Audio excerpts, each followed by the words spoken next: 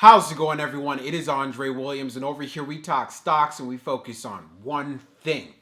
Always protect your profits. And today we're going to be talking about ticker symbol CEI, Camber Energy, which ended up having a green day on the Friday. So, I want to make sure you guys are prepared going into Monday. I won't waste any more time. Let's jump into the agenda. If you're new to this channel, I just want to let you know we have timestamps down below inside the description. But if you are a shareholder or you're thinking about taking a position, I highly suggest you watch this full entire video. So the first thing we're going to go over is the technical analysis. We're going to be taking a look at the overall price action. We want to know support. We want to know resistance. Or what are some levels we need to look forward to going into Monday? I'm giving you guys a bearish case scenario and as well as a bullish case scenario. And then we're going to go on Fintel, taking a look at the short interest information. Are shorts still heavily vested in this play? We're going to find out. And then we're going to take a look at the order flow distribution.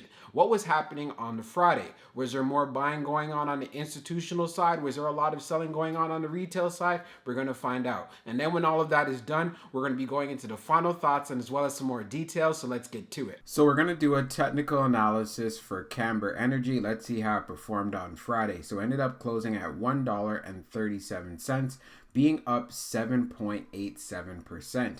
On the low, it tested $1.19, and then on the high, testing $1.46. When we take a look at the volume stats on the day, you can see we traded at 204.569 million shares, and the average volume over 10 trading days being at 442.405 million shares. So even though we did have below average volume on the day, 200 million for Camber is not bad, and it does show there's a lot of demand, and this is why we ended up seeing appreciation in the stock. Now, when we take a look at our chart, which is a 1-year daily chart, we can see from the RSI down below, it was at 46.71. And then when we take a look at our moving averages on the chart, we are below the 21-day EMA, but we did finish above the 50-day. We also did finish above the 200-day and as well as the 100-day. So taking a look at this chart, I just love to see the fact that CEI is going to be using this 50-day as support. It ended up testing $1.19 on the day, which broke through the 50-day, but at the same time, if you take into consideration of where the high was at $1.46 going into Monday, I would like to see a test to the $1.50 level.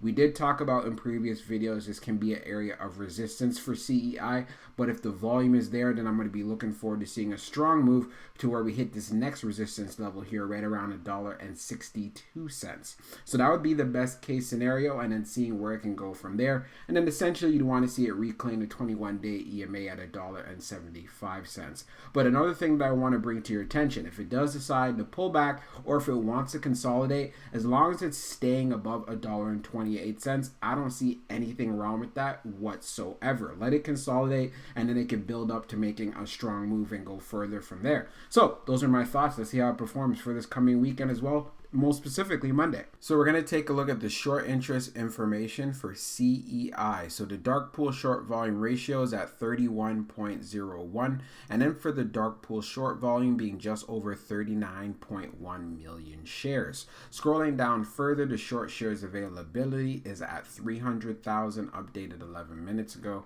And then for the short borrow fee rate, it is at 9.72%. When we take a look at the history of the short volume ratio, we can see for the close of October the 14th, it was at 26.25. And then the close for October the 15th, which was a Friday that just passed, it's at 31.01. So shorts have increased their positions when it comes to Camber Energy. So this is one thing that you want to keep in mind, but it does contribute to the fact it has short squeeze potential and why you want to keep this play on your radar. So now let's jump into the order flow distribution. Now let's take a look at the order flow distribution for CEI. So we could see here on the inflow, it was 60.12, and then on the outflow, it was 46.29. So we ended up having an inflow day. When we see the breakdown on the large, we had 22.80. On the medium, we had 30.00, and then on the small, we had 7.32.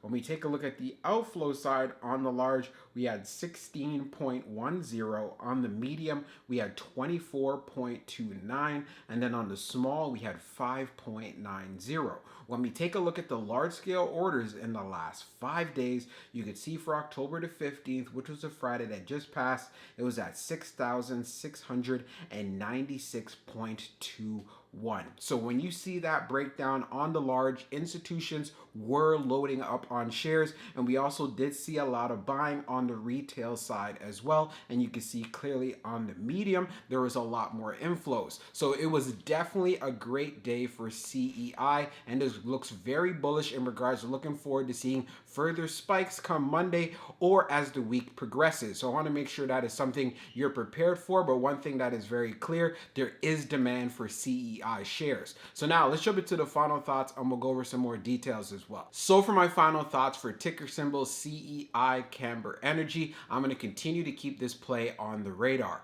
When taking a look at the technicals, I would love to see it hold down $1.28. Even though it tested a lower support level than that on the Friday, I want to see that hold up on the Monday, and especially as the week progresses, because we want to see increasing levels of support. If we don't get that, I don't mind, because consolidation is also healthy for the stock as well and makes the next move up even sweeter. As far as resistance is concerned, we definitely do have it right at $1.50. I think we ended up testing $1.46 on the Friday. So this is an area that traders are going to be taking profits right at that $1.50. And this is why I say volume is very important for this stock, because when we get it, then we can easily get past that. Then when we went on Fintel, taking a look at the short interest information, shorts are still heavily vested inside of this play. They have also been increasing their positions. So this is one thing I always emphasize. We need that volume. Even though we didn't have the average amount of volume that we normally get, seeing just over 200 million shows that there is demand,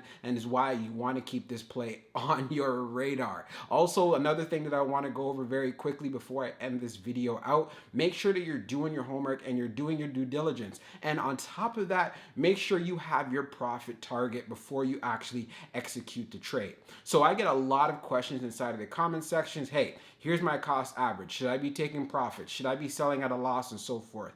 Again, you do not want to be going to YouTube channels seeking advice on what you should do. Instead, ask yourself, okay, I want to get in at this price, and then I want to take profits at that price. And then, of course, when you make that decision, make sure it's based on the technical setup and what the stock could actually do. So you want to make sure that you're being realistic here. That's why I say do not follow all these YouTubers or go with the advice of saying, well, you know what, this stock is going to go to the moon, it's going to go to this price. No, focus on what the right profit range is for you, and then you just go from there. And even if it doesn't get met, then you can look and say, okay, this is how the price action has been looking. It seems to move at 10-cent range or a 20-cent range. This is how the volatility is like. This is where I'm going to have my game plan set up. The reason why I'm emphasizing this, because I don't want you guys being bag holders, buying at the top and then waiting and riding that elevator for you to actually get out of the play, especially since you don't have high conviction in it. So I hope you guys enjoyed this video, and we'll be talking real soon.